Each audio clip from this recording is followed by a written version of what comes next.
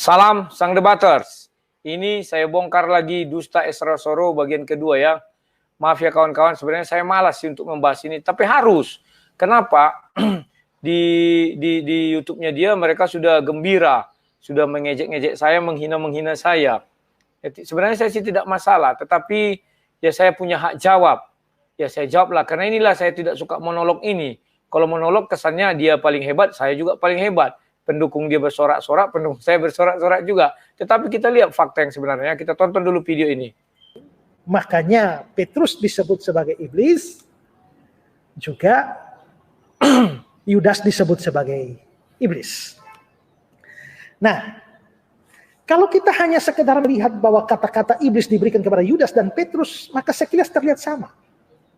Itulah yang dilihat, atau itulah batasan yang dilihat oleh sang debaters. Hanya sampai di situ saja dia melihat. Atau dengan kata lain, dia melihat terlalu dangkal. Karena melihat terlalu dangkal, lalu akhirnya dia merasa bahwa Yudas dan Petrus sama. Nah, dia sudah mulai menuduh saya bahwa apa yang saya katakan itu dangkal. Padahal dia nggak tahu, ya kan? Bahwa pembuktian saya itu sudah pembuktian yang sesuai standarisasi keilmuan. Kan demikian. Mengapa dia bilang dangkal? Demi menggugurkan pendapat saya bahwa yang di dalam Yohanes 6 ayat 64 itu adalah 2 orang, bukan 1 orang. Baru yang di Yohanes 6 ayat 70 dikatakan di sana Yudas iblis. Maka saya katakan Yudas hanya dikatakan iblis, tetapi Petrus perbuatannya dikatakan Yesus adalah iblis. Ya, memang saya salah tulis Matius 8 ayat 23 saya buat. Itu Markus sebenarnya, Markus 8 ayat 33 ya. Di mana Yesus mengatakan, "Enyalah engkau iblis." Mengapa Yesus mengusir iblis? Sampai mengatakan, "Enyalah engkau iblis." Sedangkan sama Yudas, iblis datang. Yesus tidak mengusir. Esra tidak pernah berpikir sampai situ. Pemikiran Esra adalah pemikiran yang dangkal. Dia hanya mengancari kata-kata iblis-iblis dan dicocok-cocok logikanya dengan sifat-sifat apa ya. Nah, kita tonton lagi apa kata Esra ini. Atau Petrus dan Yudas sama. Ya. Tapi sekarang saya ingin mengajak kita belajar bersama, sekaligus sama sang debaters juga untuk belajar. Jangan hanya melihat sedangkal itu saja. Jangan melihat bahwa Petrus disebut iblis, Yudas disebut iblis, berarti sama dong. Tidak. Untuk mengetahui maknanya, maka lagi-lagi perlu lihat konteks. Ini yang dalam bagian sebelumnya sudah saya jelaskan. Belajar Alkitab itu jangan comot-comot ayat sesuka kita untuk mendukung sebuah paham. Nah, sebenarnya dia memercik air ke dulang muka sendiri, kan demikian. Dia tuduh saya mencomot-comot ayat. Padahal sebelumnya dia sudah KO, ya kan? Mengenai binasa tadi. Ya kan? Dia mengatakan Yohanes 3 ayat 16 itu, binasa di situ artinya ke neraka. Dia berdusta kepada semua orang. Saya katakan kalau itu ke neraka, maka Matius 8 ayat 25 itu juga ke neraka. Karena kalimatnya sama, satu level, setara. Ternyata dia tidak mengerti bahwa neraka itu genah namanya kan. Jadi bagaimana lagi? Dia menuduh saya, jangan asal comot katanya. Dia yang asal comot, dia tidak mengerti konteks, ya kan? Yudas dikatakan Yesus di situ adalah iblis, konteksnya apa? Kan Yesus sudah mengatakan, aku sendiri yang memilih kalian 12. Apakah Yesus memilih iblis jadi muridnya? Kan aneh kalau kita lihat. Apakah benar Yudas itu iblis seperti yang dimaksud Esra, iblis benaran? Kan tidak. Tetapi Yesus mau mengatakan itu bahwa akan masuk iblis ke dalam tubuh si Yudas. Bukan berarti Yudas itu iblis benaran. Sehingga Yesus mengangkat murid adalah iblis. Kan aneh. Iblis itu harus ditengking. Itu ajaran Yesus. Makanya Yesus mentengking si Petrus. Enyalah engkau iblis. Tetapi sama si Yudas. Kenapa Petrus, Tuhan Yesus tidak melakukan hal yang sama dengan si Petrus? Enyalah engkau iblis. Tidak dikatakan kepada Yudas. Esra harus berpikir hal ini.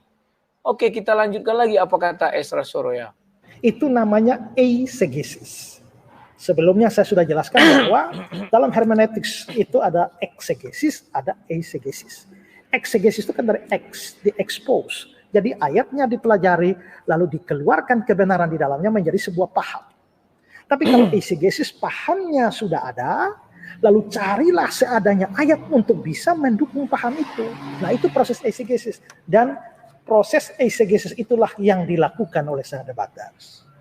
Dia sudah mempunyai pandangan bahwa Petrus bukan orang percaya, Yudas orang percaya, dan karenanya lalu berusaha. Ketemu ayat yang mengatakan bahwa Petrus disebut iblis, ini sama dengan Yudas disebut iblis. Lalu akhirnya mau mengatakan atau memakai ayat itu untuk membuktikan bahwa Yudas justru adalah orang percaya. Ya. Nah, maka konteks penting. Nanti kita akan lihat bagaimana konteks menjawab persoalan ini, bagaimana konteks menjelaskan. Yesus lalu bertanya kepada mereka. Ini pertanyaan yang lebih bersifat pribadi. Kalau tadi mereka memberikan jawaban dari orang banyak, sekarang Yesus bertanya kepada mereka, apa katamu, siapakah aku ini? Lalu Petrus menjawab, engkau adalah Mesias, anak Allah yang hidup. Ayat 15-16. Petrus menjawab, engkau adalah Mesias, anak Allah yang hidup. Dan Yesus pun lalu berkata kepada Petrus di ayat 17, berbahagialah engkau Simon, sebab bukan manusia yang menyatakan itu kepadamu, melainkan Bapakku yang di sorga. Ayat 17. Setelah kalimat itu, Yesus melanjutkan dengan kata-kata yang penting sekali di dalam ayat 18-19. Engkau adalah Petrus, di atas batu karang ini, aku akan mendirikan jemaatku, dan alam maut tidak menguasainya. Kepadamu akan kuberikan kunci kerajaan surga. Apa yang kau ikat di dunia akan terikat di surga. Apa yang kau lepaskan di dunia akan terlepas di surga. Nah, lihat kawan-kawan. Dia menuduh saya EGC lah, inilah. Banyak kali istilah-istilah dibuat dia kan. Benteng itu selalu diciptakan orang ini kawan-kawan ya. Tujuannya apa? Biar orang tidak bisa lagi mengkritisi mereka ini. Kita lihat apa lagi katanya. Itu kita baca ulang lagi. Sejak waktu itu Yesus mulai menyatakan kepada murid-muridnya bahwa dia harus pergi ke Yerusalem dan menanggung banyak penderitaan dari pihak tua-tua, imam-imam kepala dan ahli-ahli Taurat, lalu dibunuh dan dibangkitkan pada hari ketiga. Tapi Petrus menarik Yesus ke samping dan menegur dia, katanya, Tuhan, kiranya Allah menjauhkan hal itu.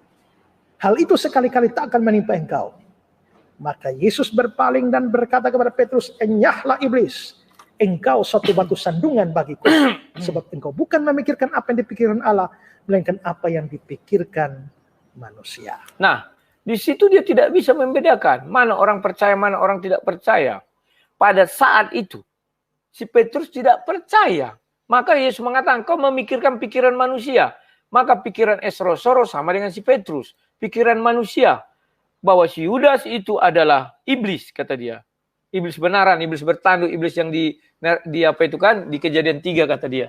Kan itu pernyataan yang konyol. Ya kan? Sehingga katanya, apa katanya terakhirnya kita dengarkan dulu ya. Biar kalian paham. Atau kalian tontonlah, malas aku memutar videonya itu lagi, terlalu panjang. Dia bilang, orang percaya itu mengaku Yesus adalah anak Allah dan Mesias. Oke, saya ikut apa katamu Esrasoro.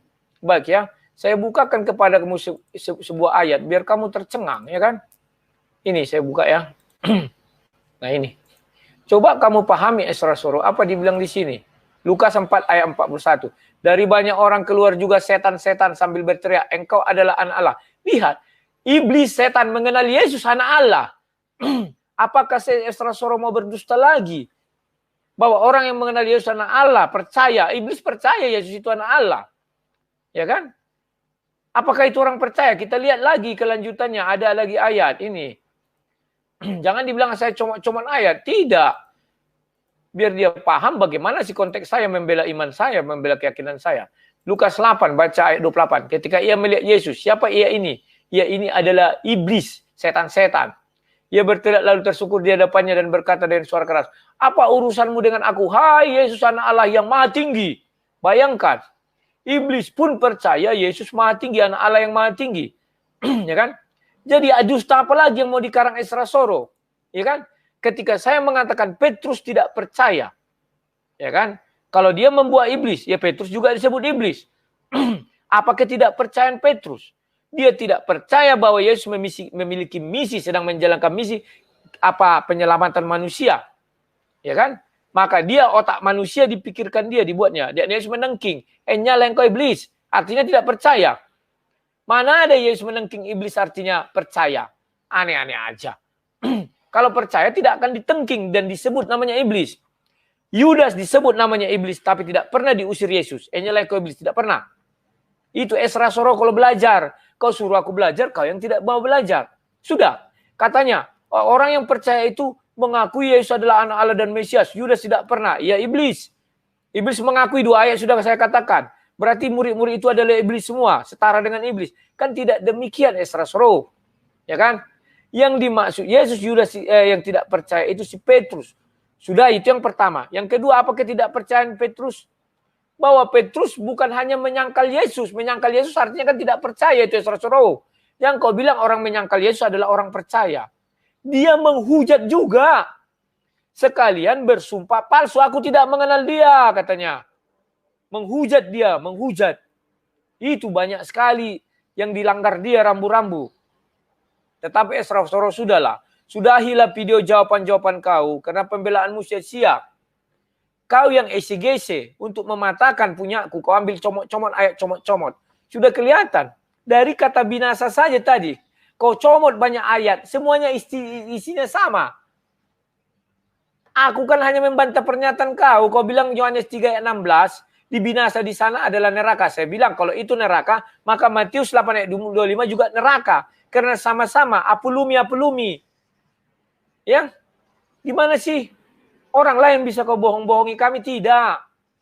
Oke, Esra Soro ya, enggak usah banyak-banyak lah. Kau hubungi aja aku, kita main di StreamYard. Bisa aku mintakan bantuan tanpa ragi biar dia jadi moderatornya. Atau terserah kau siapa. Lebih enak kita main StreamYard ringan. Ya. Kalau ada logo itu, menghilangkan logo itu gampang. Adminnya suruh membeli $20, ya kan? Sudah hilang logo itu, buat logomu. Kita biar dia admin, kita diskusi di sana debat. Aku ikut cara kalian, mau 3 menit, 3 menit. Tiap orang berbicara, si admin kan bisa mengatur.